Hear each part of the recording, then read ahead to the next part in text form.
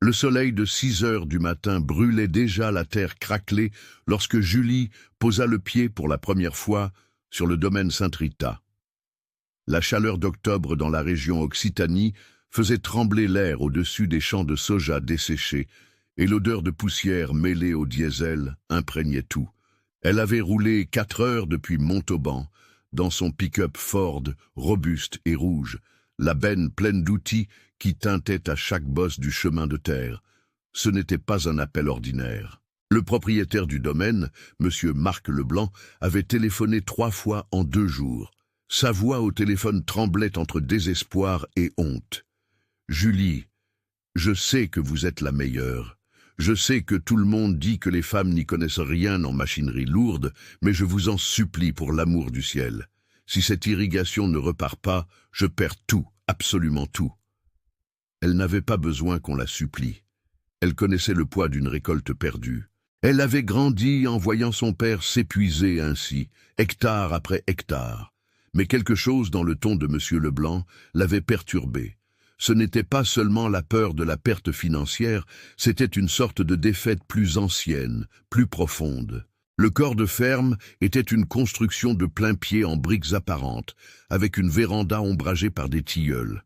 Il était là, un homme d'une 60aine d'années, chapeau de paille usé, chemise à carreaux, avec des auréoles de sueur sous les aisselles. À ses côtés, les bras croisés et l'expression fermée, le contremaître Sébastien. Elle avait déjà entendu parler de lui. « C'est vous la mécanicienne ?» demanda Sébastien avant même que M. Leblanc puisse parler. Le ton chargé d'une ironie qu'il n'avait même pas pris la peine de dissimuler. « Oui, c'est moi », répondit Julie en descendant du pick-up, essuyant ses mains sur un chiffon déjà sale de graisse. Elle avait appris tôt à ne pas réagir. Elle laissait son travail parler pour elle. « Marc, pour l'amour du ciel !» Sébastien se tourna vers son patron, l'ignorant complètement. « Nous avons déjà fait venir 3 techniciens ici. 3. Le dernier venait de Toulouse, a facturé 4 000 € et est resté 2 jours à regarder la chose. Il a dit que c'était sans espoir. Et maintenant, vous voulez qu'une jeune femme s'occupe d'une Irrigagri 7C500. Cela pèse 12 tonnes. » Monsieur Leblanc respira profondément. « Sébastien, je sais, mais je n'ai plus d'autre option. » Julie sentit son estomac se nouer, mais garda une expression neutre. Elle connaissait ce jeu. Elle l'avait joué des centaines de fois. C'était une bataille bien connue entre l'expérience et les préjugés dont on se demandait toujours l'issue. « Puis-je voir la machine ?» demanda-t-elle, regardant droit dans les yeux de M. Leblanc. Il acquiesça, et les 3 marchèrent en silence sur les 200 mètres qui séparaient le corps de ferme du hangar à machine. Le bruit de leurs bottes sur la terre sèche était le seul son, outre le chant lointain d'un oiseau. Julie observait tout, les pivots centraux immobiles au milieu du champ, les feuilles de soja commençant à jaunir prématurément, les réservoirs d'eau recouverts d'une couche de limon verdâtre. Le hangar était énorme, un toit de zinc soutenu par des poutres métalliques ouverts sur les côtés. À l'intérieur, des tracteurs John Deere, une moissonneuse-batteuse Case IH, des outils agricoles de toutes sortes, et au fond, couverte d'une bâche noire déchirée à plusieurs endroits, l'Irrigagri 7C500. Sébastien tira la bâche d'un geste brusque, presque rageur. « Voilà votre patiente, docteur. » La machine était imposante, même abandonnée. 12 mètres de long, structure en acier galvanisé, moteur diesel Cummins 6 cylindres, système d'asperceur capable de couvrir 20 hectares par jour. Mais elle était morte. Julie pouvait le sentir avant même de la toucher.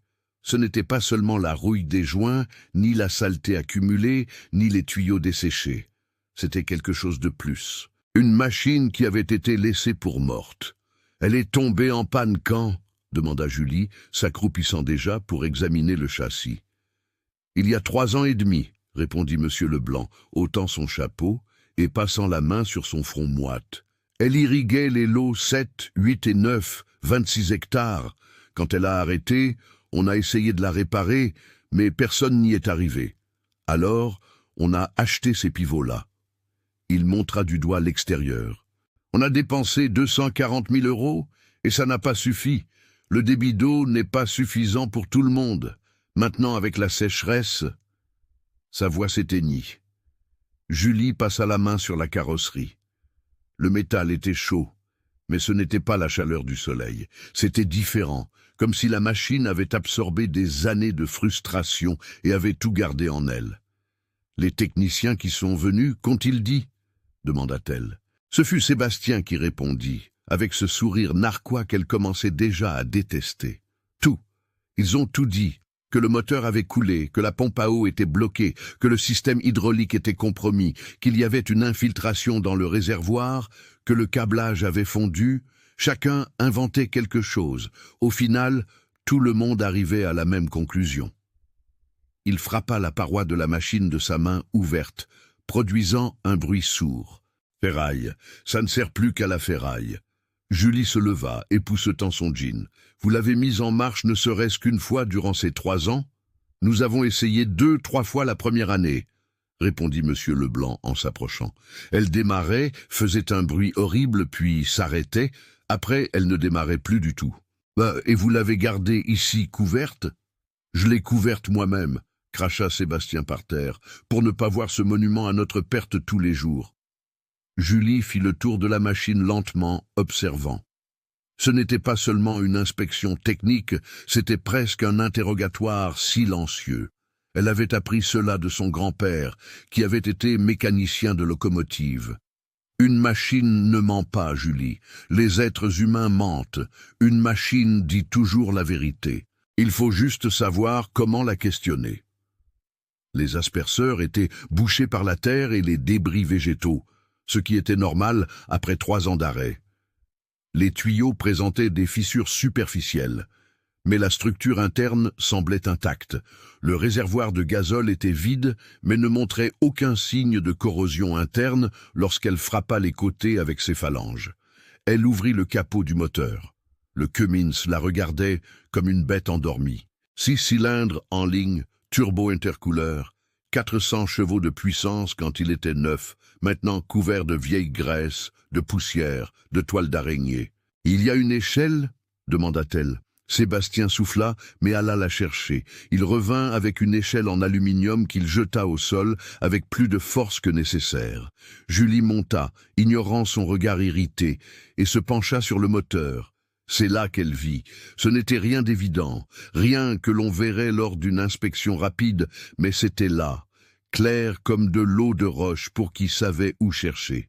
Le filtre à air n'était pas le filtre original. C'était un modèle générique moins cher d'une marque qu'elle reconnut immédiatement. Perform Plus, une de ces marques vendues chez les grossistes aux agriculteurs désireux d'économiser. Et il était mal installé à l'envers. L'entrée d'air, qui aurait dû aspirer l'oxygène pur vers le moteur, était tournée vers le bas, aspirant directement la terre. Et la sortie, qui aurait dû expulser l'air filtré, était tournée vers le haut, rejetant tout résidu de filtration qui aurait pu subsister. Julie sentit le sang lui monter à la tête. Ce n'était pas de la colère, c'était pire.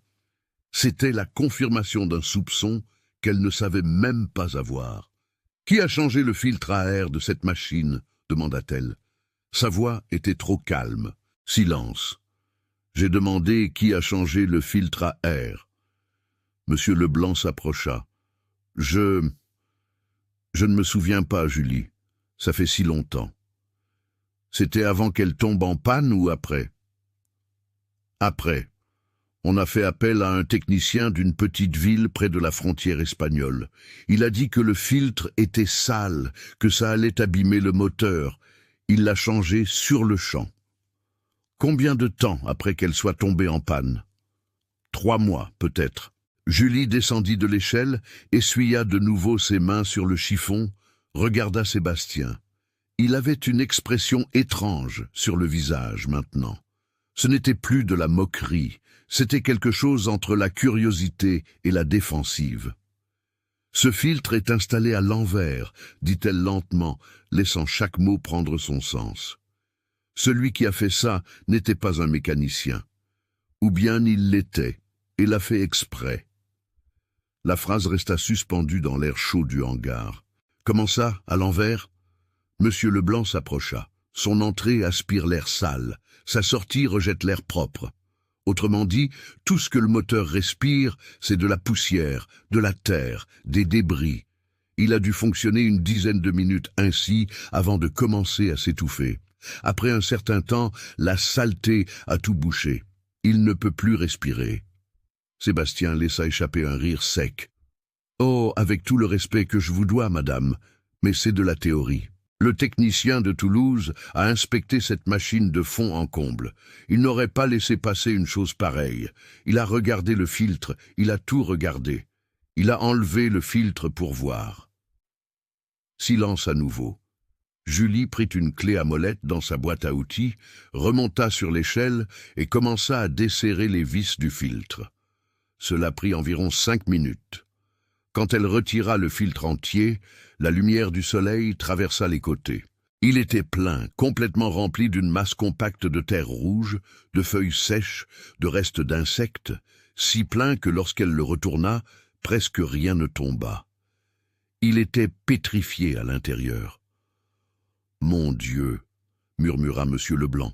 Julie descendit, tenant le filtre comme une preuve devant un tribunal. Ça a tué le moteur petit à petit.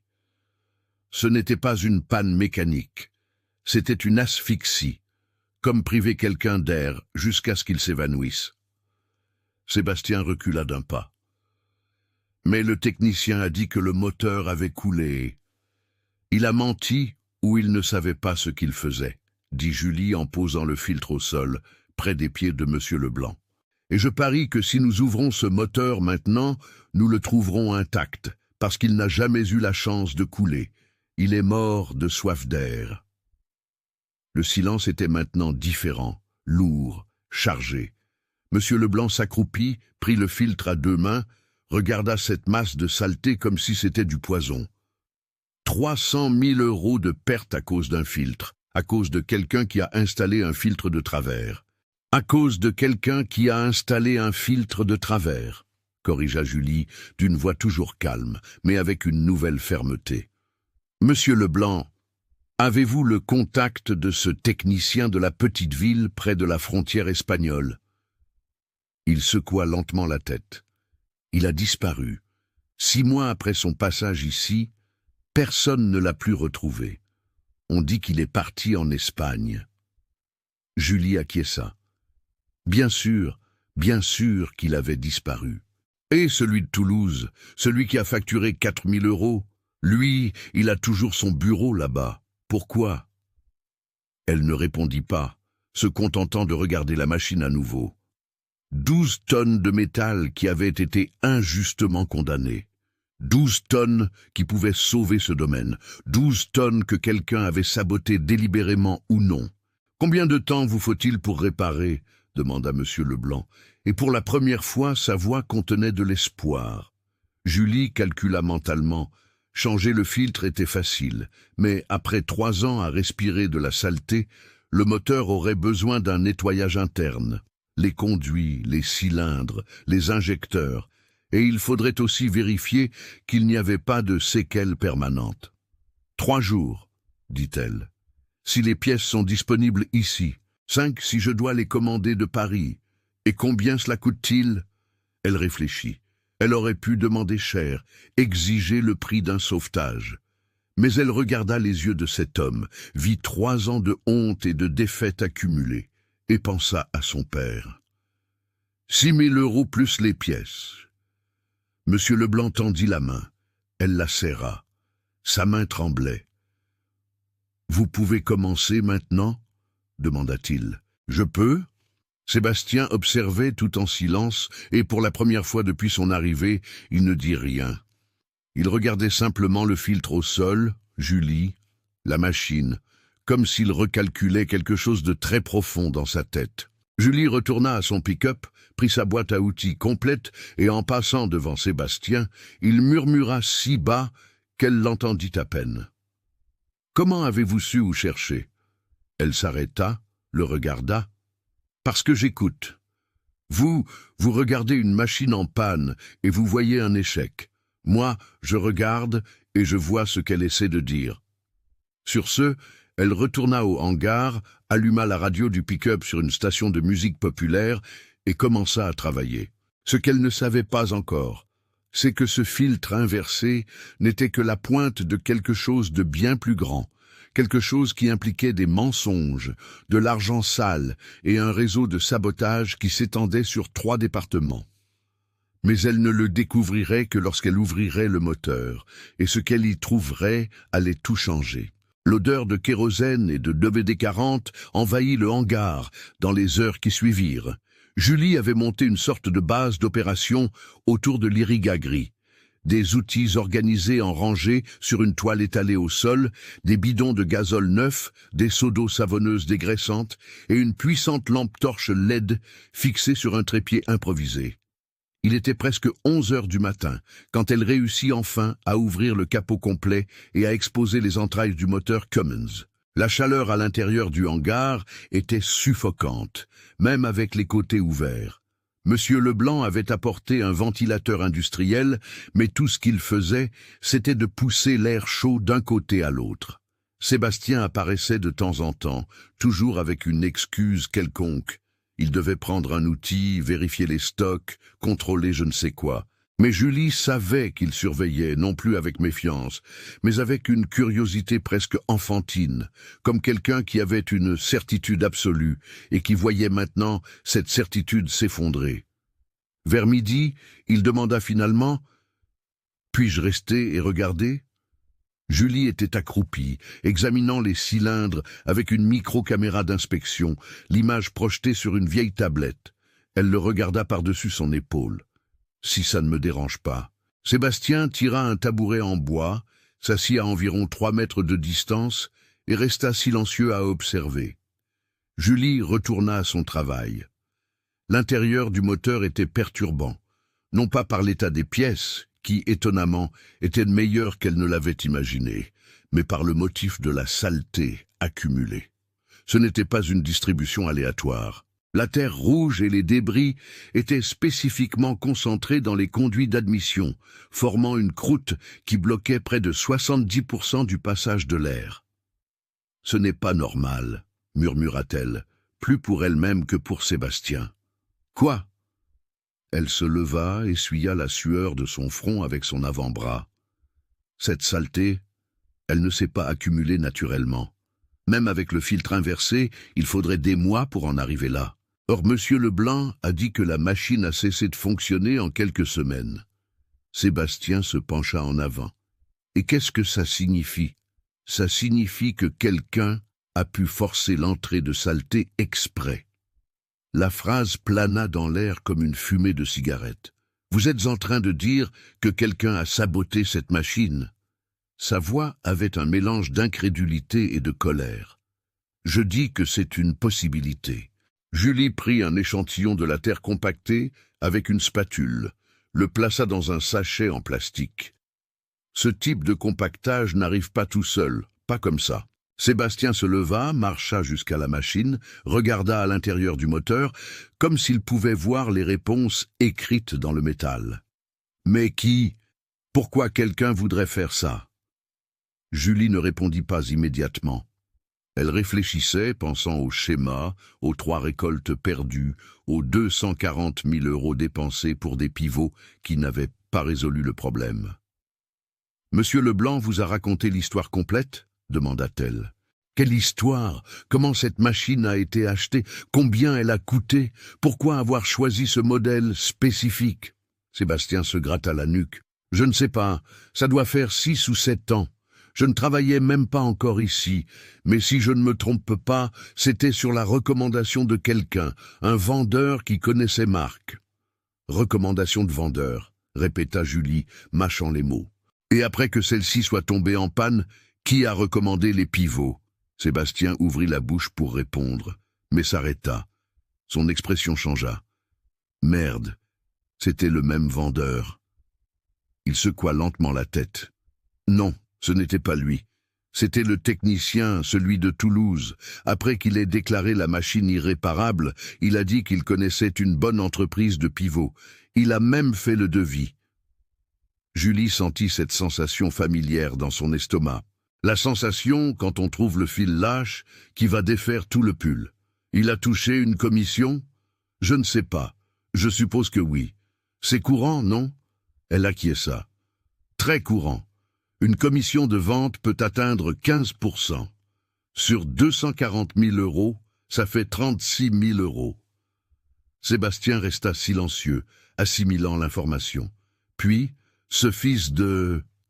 Ce n'est encore qu'une théorie, rappela Julie, mais sa propre voix trahissait qu'elle n'y croyait pas. À ce moment-là, M. Leblanc apparut à l'entrée du hangar, accompagné d'une femme d'une 50aine d'années. Cheveux gris attachés en chignon, lunettes à monture épaisse. Elle portait un sac isotherme. « Julie, j'ai apporté le déjeuner. J'imaginais que vous ne vous arrêteriez pas. » M. Leblanc sourit pour la première fois depuis son arrivée. « C'est ma femme, Sylvie. » Sylvie s'approcha, lui tendit la main. Son étreinte était ferme, calleuse. « Mon mari ne cesse de parler de vous depuis 7 heures du matin. Il dit que vous avez trouvé un miracle. »« Ce n'est pas encore un miracle, » répondit Julie, mais elle accepta la gamelle que Sylvie lui offrait. Du riz, des haricots, un bon steak aux oignons et une salade composée. L'odeur lui fit réaliser qu'elle était affamée. « Mais j'y arrive. » Ils mangèrent ensemble, là, dans le hangar, assis sur des tabourets en bois et des caisses. Sylvie parlait du domaine, de leurs 3 enfants qui étaient partis vivre en ville. L'un était avocat à Bordeaux, une autre infirmière à Paris. Le plus jeune étudiait la médecine vétérinaire à Lyon. Aucun n'avait voulu rester à la campagne. « Cette récolte, disait Sylvie, regardant ses propres mains, c'est la dernière tentative. Si on la perd encore, on devra vendre. Marc ne le dit pas, mais je le sais. Les banques n'attendront plus. » Julie regarda son assiette, ne sachant que dire. Elle connaissait des familles entières qui s'étaient ainsi disloquées. La terre était cruelle, généreuse et cruelle à la fois. L'irrigaterie va refonctionner, elle dit. Et ce n'était pas une promesse en l'air. C'était une conviction technique. Le moteur est intact, il a juste besoin d'un nettoyage en profondeur et d'ajustement. Demain matin, je la mettrai en marche. Sylvie lui tint la main par-dessus la gamelle. « Vous ne savez pas ce que cela signifie pour nous. » Après le déjeuner, Julie retourna au moteur avec une énergie renouvelée. Sébastien était resté, apparemment décidé à suivre tout le processus. Il aidait même, lui passant des outils, tenant des lampes, nettoyant des pièces quand elle le demandait. Vers 15 heures, alors que Julie était plongée jusqu'au coude dans la graisse, nettoyant des brosses à poils d'acier, Sébastien demanda « Comment avez-vous appris tout ça ?» Elle ne s'arrêta pas de travailler. Mon grand-père, il réparait des locomotives. Il disait qu'une machine, c'est comme tout, un cœur, des poumons, un système nerveux, seule la taille change. Et votre père aussi était mécanicien?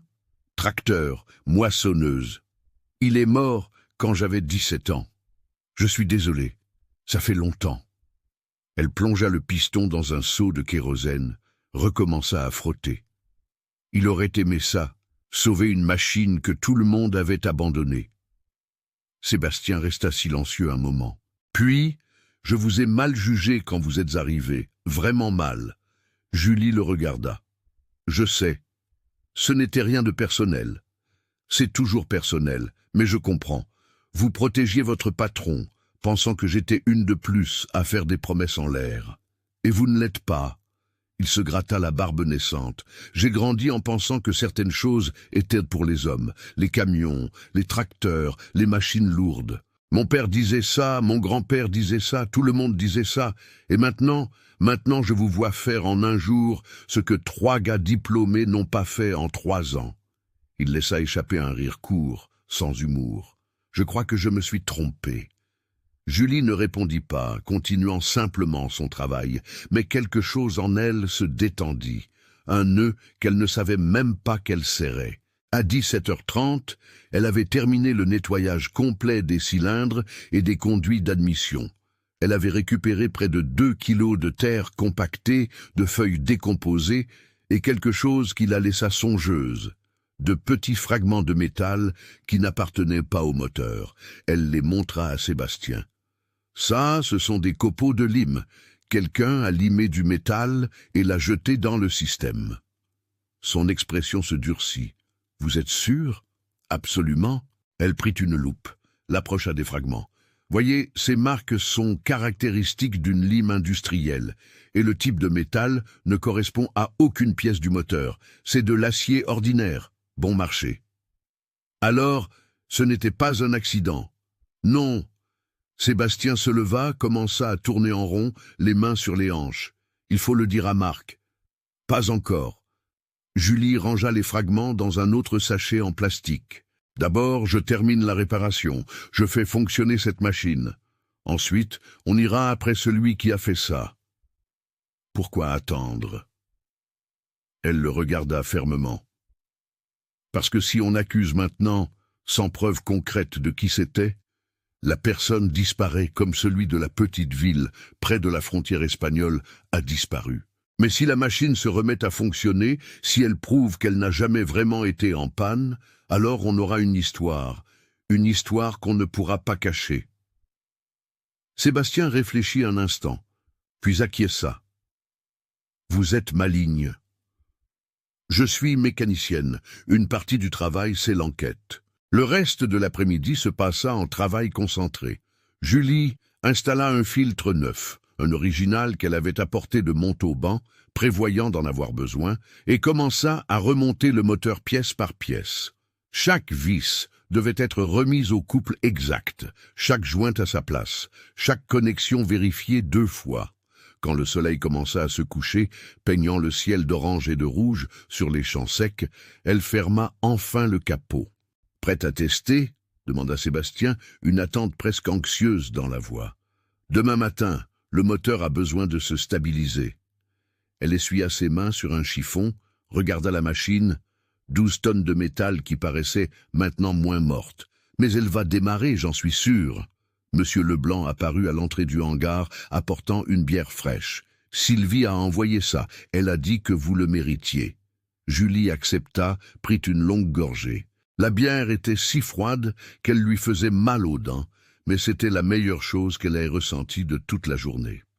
« Demain, on saura, » dit Monsieur Leblanc, regardant la machine comme on regarde un proche à l'hôpital. « Demain, on saura s'il y a encore un espoir. » Julie ne dit rien, but juste une autre gorgée, mais au fond d'elle, elle connaissait déjà la réponse. Il y avait un espoir.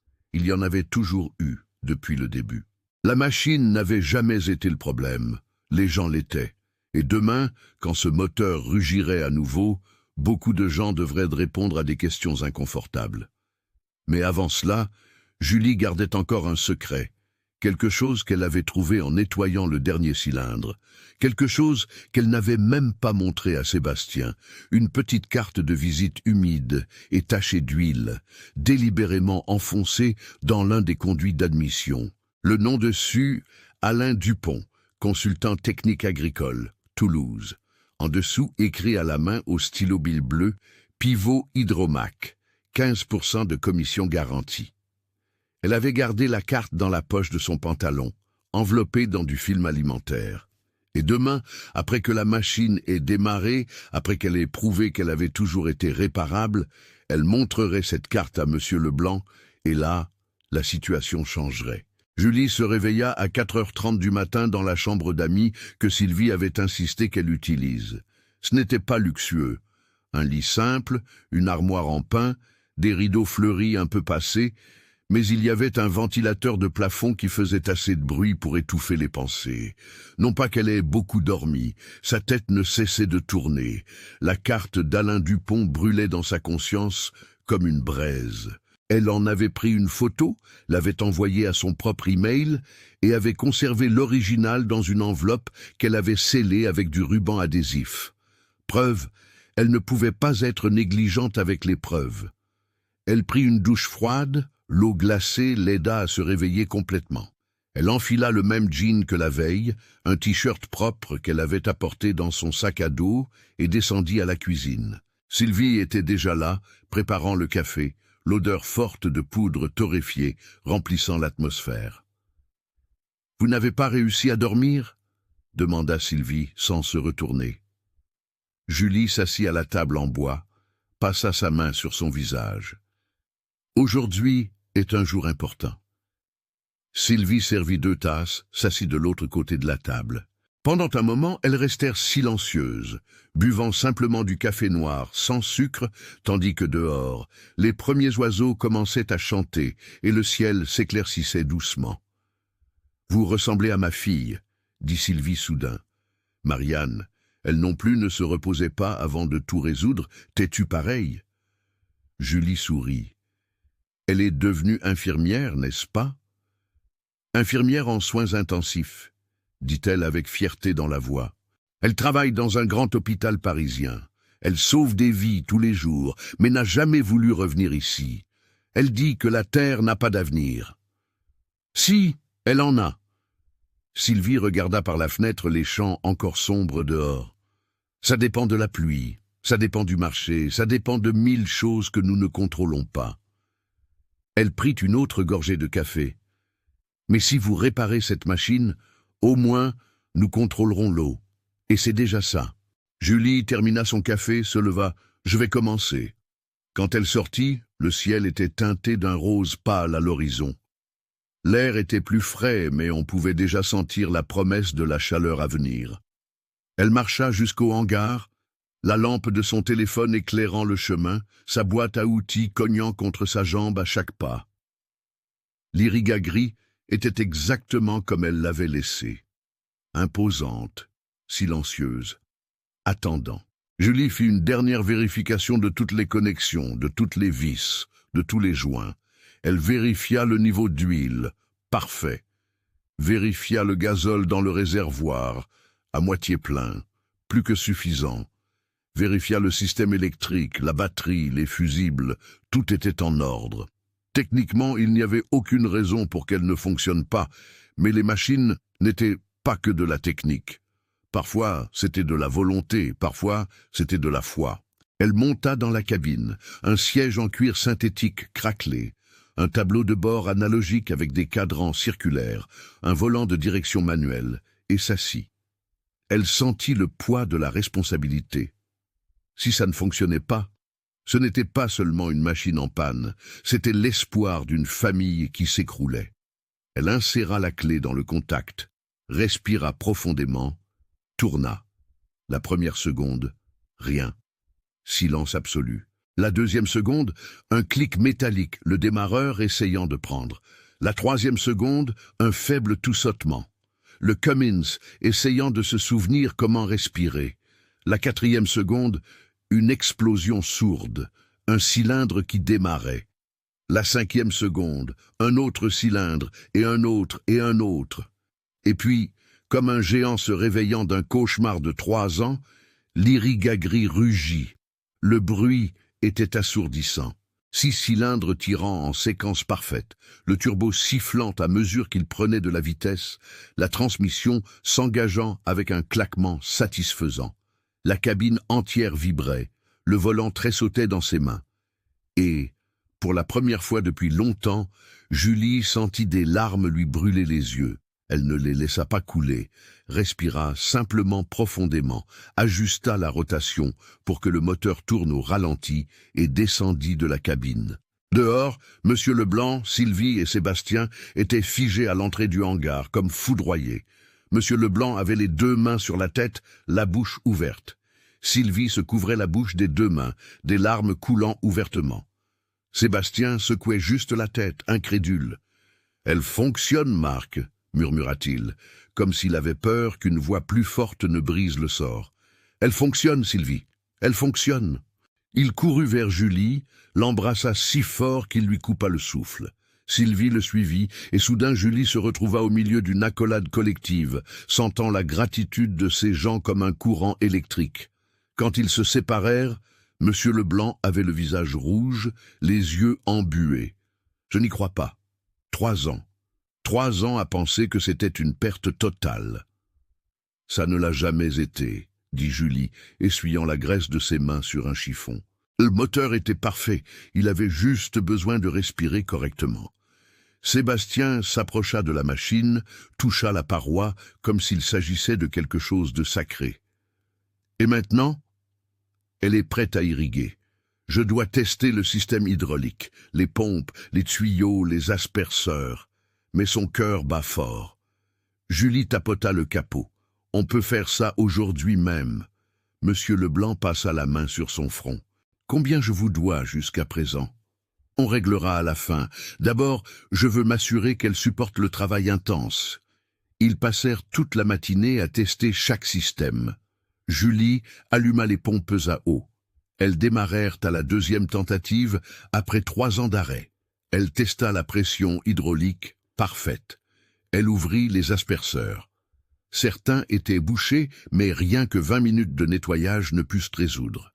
Vers 11 heures, elle sortit l'irrigagri du hangar pour la première fois en 3 ans.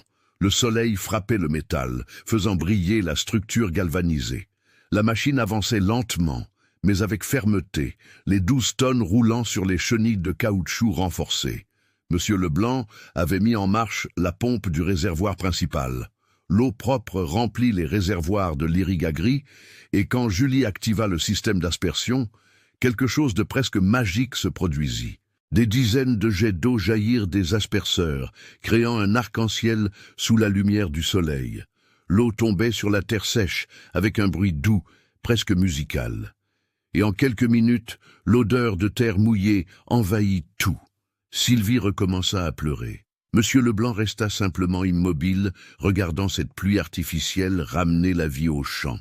Et Julie pouvait voir en lui des années de tension et de désespoir se dissiper, mais elle ne pouvait pas encore se détendre, car une conversation difficile l'attendait. Après le déjeuner, un barbecue improvisé que Sébastien fit sur la véranda pour célébrer, Julie demanda à parler à Monsieur Leblanc en privé. Ils allèrent à son bureau, une petite pièce remplie d'archives, de calendriers agricoles au mur, une table en bois couverte de paperasses. « J'ai quelque chose à vous montrer, » dit-elle, sortant l'enveloppe scellée de son sac à dos. Monsieur Leblanc la prit, fronça les sourcils. « Qu'est-ce que c'est ?»« Ouvrez !» Il l'ouvrit, en sortit la carte de visite, la lut, la relut. Son expression changea lentement de la confusion à la compréhension et de la compréhension à la fureur. « Où avez-vous trouvé ça ?»« À l'intérieur du moteur, enfoncé dans un des conduits d'admission. » Julie s'assit sur la chaise, en face de la table. Quelqu'un l'a mise là exprès. Quelqu'un qui savait que si cette machine tombait en panne, cela rapporterait beaucoup d'argent avec de nouveaux pivots. Monsieur Leblanc s'assit lourdement, tenant toujours la carte. Dupont, Alain Dupont. Sa voix tremblait entre colère et douleur. Je lui ai fait confiance. Il est venu ici, a passé 2 jours à inspecter, m'a regardé dans les yeux et a dit qu'il n'y avait pas de réparation possible. Et j'ai cru. Il a menti. Et pire, il a saboté. Julie se pencha en avant. Monsieur Leblanc, ce n'était pas de la malchance, c'était un crime. Il resta silencieux un long moment, regardant simplement la carte, puis d'une voix basse, « Qu'est-ce que je fais ?»« Cela dépend de vous. Vous pouvez aller voir la police. Vous pouvez le poursuivre en justice. Vous pouvez l'exposer publiquement. » Elle marqua une pause. « Ou vous pouvez faire comme il a fait avec vous. » Monsieur Leblanc leva les yeux, confus. « Comment ça ?» Il a ruiné la réputation de cette machine, a fait croire à tout le monde que c'était de la ferraille. Julie prit son téléphone, montra la photo qu'elle avait prise des fragments de métal.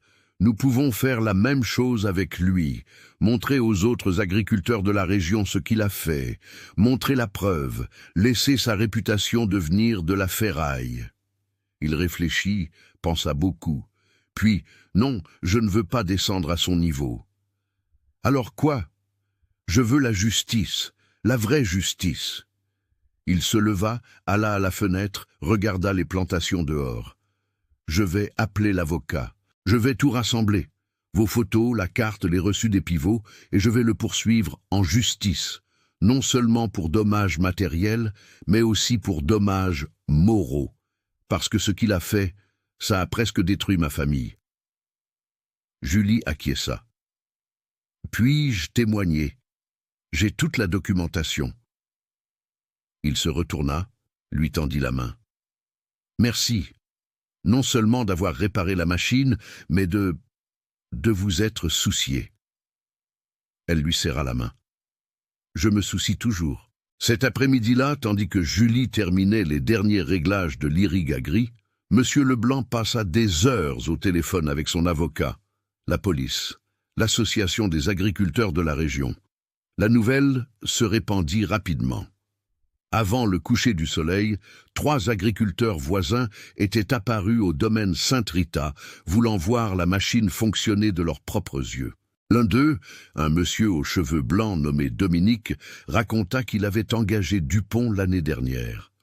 Il a dit que ma moissonneuse-batteuse avait le moteur grippé. Il m'a facturé 8 000 € pour la déclarer en perte totale à l'assurance. Ensuite, il m'en a recommandé une nouvelle. J'ai été indemnisé, j'ai acheté la nouvelle, mais ça m'a toujours semblé étrange. Dominique regarda l'Irrigagri fonctionner. La mienne aussi a-t-elle été sabotée? La question resta en suspens, et Julie réalisa que c'était plus grand qu'un agriculteur trompé. C'était un système organisé. « Dominique, dit-elle, si vous voulez, je peux jeter un œil à votre moissonneuse-batteuse, voir s'il y a quelque chose de suspect. » Ses yeux brillèrent. « Vous feriez ça ?»« Oui. » Dit. Et c'est ainsi que Julie passa d'une mécanicienne, réparant une machine, à une enquêtrice démantelant un réseau de corruption qui s'étendait sur 3 départements et impliquait des millions en fraude. Mais elle ne savait pas encore à quel point cela allait devenir dangereux, car Alain Dupont ne travaillait pas seul et il n'allait pas laisser passer cela. Julie passa les 3 jours suivants à voyager entre les domaines. D'abord celui de Dominique, à 20 km de Sainte-Rita. Là, elle trouva la même signature, filtre à air inversé, fragments de métal dans les conduits, une carte de visite d'Hydromac dans le compartiment à outils. Dominique pleura quand elle lui montra les preuves, non de tristesse mais de rage. Ensuite, elle se rendit au domaine des frères Dubois à Auch, même histoire. Le technicien avait condamné un tracteur Valtra parfaitement fonctionnel, juste avec un système de refroidissement saboté, tuyaux percés exprès, liquide fuyant, moteur surchauffé au point de paraître tordu. Dans le 3e domaine, dans une ville près de la frontière espagnole, Julie trouva quelque chose de différent. Le propriétaire, Rémi Leclerc, avait une feuille de calcul Excel avec les noms des techniciens, des domaines, les valeurs des équipements condamnés et les valeurs des équipements neufs vendus. « Je suis comptable », expliqua Rémi, ouvrant le fichier sur son vieil ordinateur portable. « J'ai toujours trouvé étrange le nombre de machines qui tombaient en panne dans la région. J'ai commencé à noter 3 ans de données. » Julie regarda l'écran. Il y avait 17 domaines. 42 machines condamnées, près de 6 millions d'euros de pertes. « Mon Dieu !» murmura-t-elle. « Et ce n'est que ce que j'ai pu retracer ?» Rémi ajusta ses lunettes.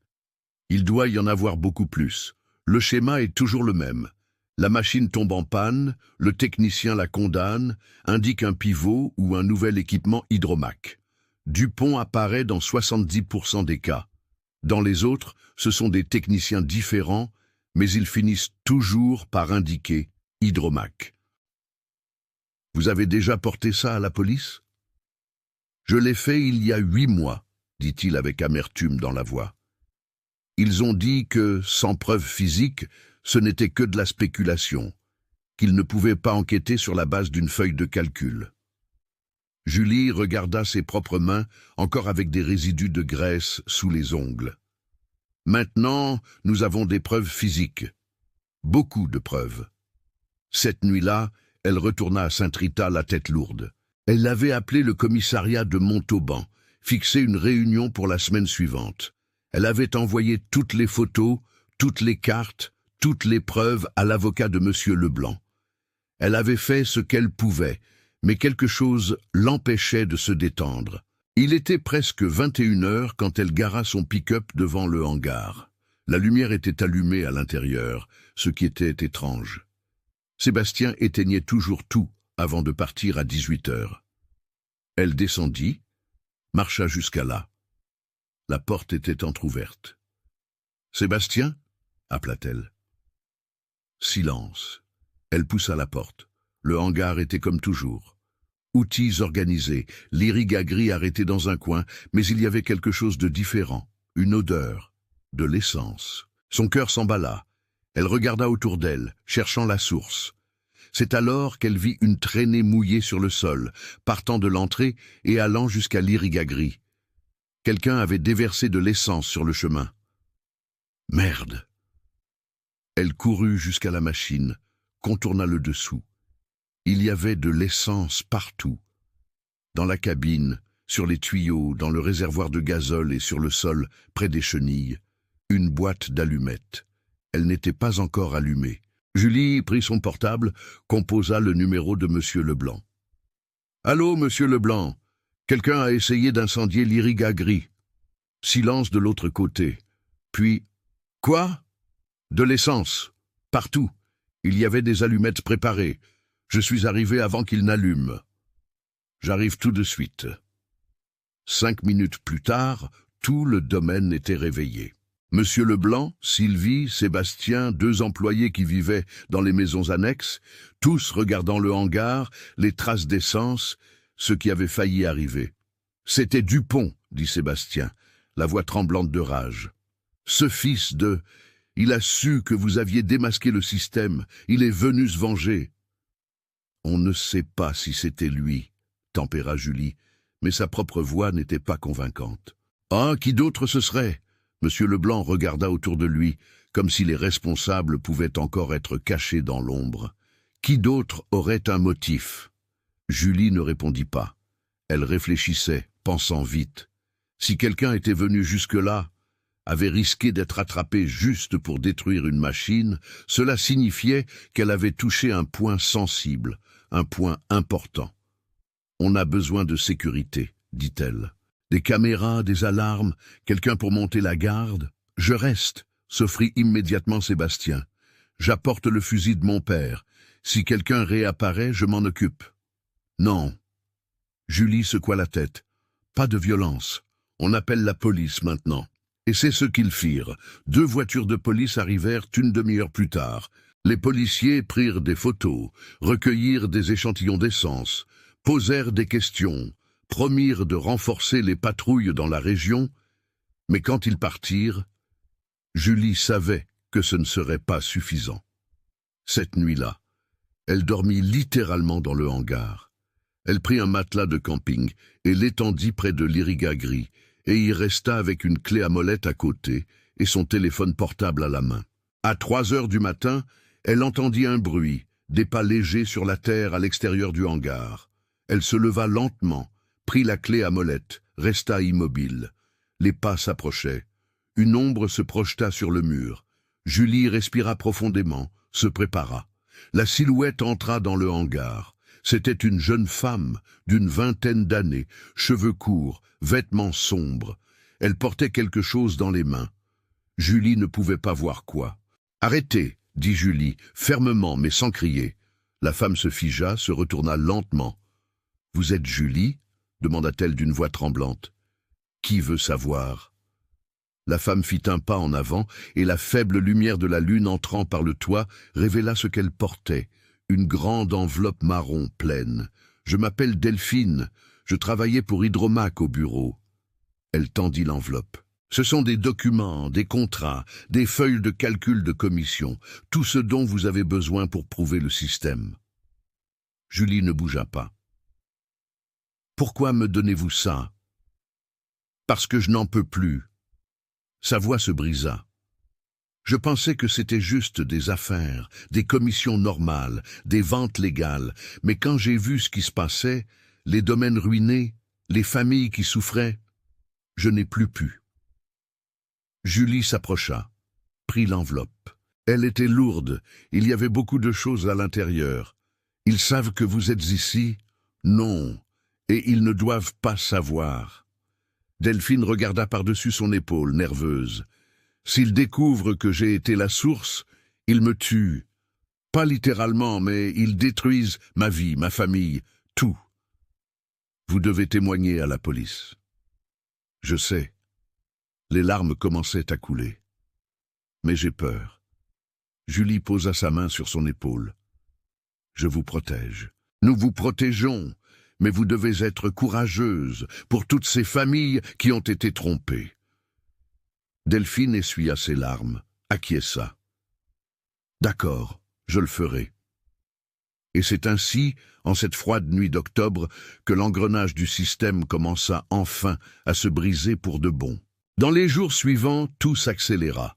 Delphine témoigna au commissariat avec un avocat fourni par Marc Leblanc lui-même. Les documents qu'elle avait apportés étaient dévastateurs.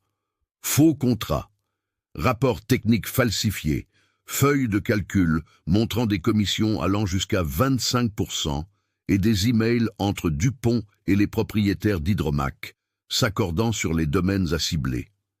La police ouvrit une enquête formelle. Des mandats de perquisition et de saisie furent émis. Le bureau d'Hydromac à Toulouse fut scellé. Dupont fut convoqué pour témoigner, et quand il apparut au commissariat, il ne vint pas seul. Il amena un avocat, bien sûr, mais aussi quelque chose que personne n'attendait, une proposition d'accord. Il confessa tout. En échange d'une délation compensée, il livra 5 autres techniciens impliqués, 2 directeurs des ventes d'Hydromac et la bombe finale, un inspecteur du ministère de l'Agriculture qui recevait des pots de vin pour approuver des rapports frauduleux. L'affaire éclata dans les médias régionaux, journaux, radios, même un reportage télévisé. Un réseau de sabotage de machines agricoles a brassé des millions dans le sud de la France. La manchette était partout et au centre de tout, sans l'avoir cherché, Julie devint un symbole, la mécanicienne qui avait fait tomber tout un système. Des agriculteurs l'appelaient, lui demandant d'inspecter leurs machines.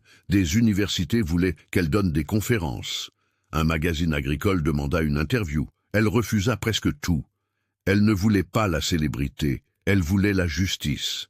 Et la justice commençait lentement à se manifester. 3 mois plus tard, l'Irrigagri fonctionnait tous les jours. Les lots 7, 8 et 9 du domaine Saint-Rita étaient verts, vibrants, remplis de pieds de soja qui atteignaient la hauteur du genou de Julie. L'eau coulait par les asperceurs en arc parfait, et l'odeur de terre humide avait remplacé celle de terre desséchée. C'était le début de janvier. L'été explosait en chaleur suffocante, mais le domaine était vivant, plus vivant qu'il ne l'avait été depuis des années. Julie le visitait 1 fois par semaine, faisait de la maintenance préventive, ajustait les pressions, vérifiait l'usure. Monsieur Leblanc insistait pour la payer plus qu'elle ne demandait. Sylvie préparait toujours le déjeuner. Sébastien était devenu presque un assistant informel, apprenant tout ce qu'elle lui laissait, posant des questions, prenant des notes. Ce samedi-là, Julie arriva tôt le matin et trouva de l'animation au domaine. Des voitures garées devant la maison, des gens rassemblés sur la véranda. Elle reconnut quelques visages. Dominique, Rémi, les frères Dubois, d'autres agriculteurs qu'elle avait aidés. « Qu'est-ce qui se passe ?» demanda-t-elle en descendant du pick-up. Monsieur Leblanc vint à sa rencontre, un large sourire aux lèvres. « Surprise !» Il la guida jusqu'à la véranda. Là, une longue table était dressée, pleine de nourriture. Un barbecue, des plats campagnards, des salades, des desserts, et au centre, un gâteau. Un gâteau avec la photo de l'Irrigagri imprimée sur du papier comestible. « C'est l'anniversaire de quelqu'un ?» demanda Julie, confuse. « C'est un hommage, » répondit Dominique en s'approchant. « Pour vous ?»« Ah, pour moi. Vous avez sauvé nos domaines, » dit l'un des frères Dubois. « Non seulement vous avez réparé des machines, mais vous avez démantelé un système qui nous exploitait. Vous nous avez rendu notre dignité. » Julie sentit son visage chauffer, ne sachant où mettre ses mains. « J'ai juste fait mon travail. »« Non. » Sylvie s'approcha, lui prit les mains. « Vous avez fait bien plus que cela. Vous vous êtes soucié. Vous vous êtes battu. Vous n'avez pas abandonné quand tout le monde avait abandonné. » Rémi se racla la gorge. L'Association des agriculteurs a tenu une réunion la semaine dernière. Nous avons décidé de créer un fonds d'intégrité technique pour engager des expertises indépendantes quand quelqu'un suspecte une fraude, et nous voulons que vous soyez l'experte principale. Julie resta silencieuse, assimilant. Je ne sais pas quoi dire. « Dites que vous acceptez, » demanda Monsieur Leblanc. Vous avez un don, et ce don peut encore sauver beaucoup de gens. Elle regarda autour d'elle tous ces visages, hommes et femmes qui avaient été trompés, volés, humiliés, et qui étaient maintenant debout à nouveau grâce à un filtre à air mal installé, grâce à une femme qui savait écouter ce qu'une machine tentait de dire. « J'accepte, dit-elle finalement, mais à une condition. Laquelle ? Qu'on forme davantage de personnes, des jeunes, et surtout des femmes, pour que cela ne dépende pas seulement de moi, pour que tout le monde sache identifier la fraude, pour que personne ne soit plus trompé ainsi. » Dominique acquiesça. C'est fait. Ils mangèrent, burent, racontèrent des histoires. Sébastien resta aux côtés de Julie la majeure partie du temps, posant des questions techniques, notant les réponses dans un carnet usé. « Vous prenez ça au sérieux, vraiment ?» commenta-t-elle.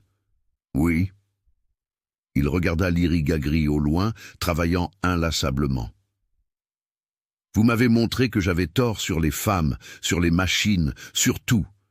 Je veux apprendre. Je veux être meilleur. » Julie sourit. « Vous le serez. » En fin d'après-midi, quand le soleil commença à descendre et teinta tout d'or, Julie s'éloigna de la fête. Elle marcha à travers les champs irrigués, sentant la terre moelleuse sous ses bottes, écoutant le bruit rythmique des asperceurs. Elle atteignit l'Irigagri, toucha la paroi de la machine encore chaude de sa journée de travail. « Tu as bien fait, » murmura-t-elle. « Tu as survécu, tu t'es battu, et tu as prouvé que tu en valais la peine. » La machine ne répondit pas. Les machines ne répondent jamais. Mais Julie aurait juré qu'elle sentit une vibration différente sous la paume de sa main, quelque chose comme de la gratitude. Elle regarda l'horizon. La récolte allait être bonne cette année, peut-être la meilleure en 5 ans, non par miracle, mais par travail, par connaissance, par justice. Et tandis que le soleil se couchait sur les champs d'Occitanie, Julie sut qu'elle avait trouvé sa place dans le monde. Ce n'était pas seulement réparer des machines, c'était réparer des injustices, un rouage à la fois. 26 mois plus tard, Alain Dupont et 3 autres personnes impliquées furent condamnées à payer 8,7 millions d'euros en indemnité aux domaines lésés. Hydromac fit faillite. L'inspecteur corrompu perdit son poste et fut mis en examen. Julie ouvrit un cours technique itinérant de mécanique agricole axé sur les femmes des zones rurales. Elle forma 23 élèves la première année. 5 d'entre elles travaillent déjà comme mécaniciennes indépendantes. L'Irigagri continue de fonctionner tous les jours sans défaillance. Et dans toute la région, quand une machine tombe en panne, avant d'appeler un technicien, les agriculteurs appellent Julie, car maintenant ils savent, toute machine en panne n'est pas vraiment en panne. Parfois, elle a juste besoin de quelqu'un qui sache l'écouter.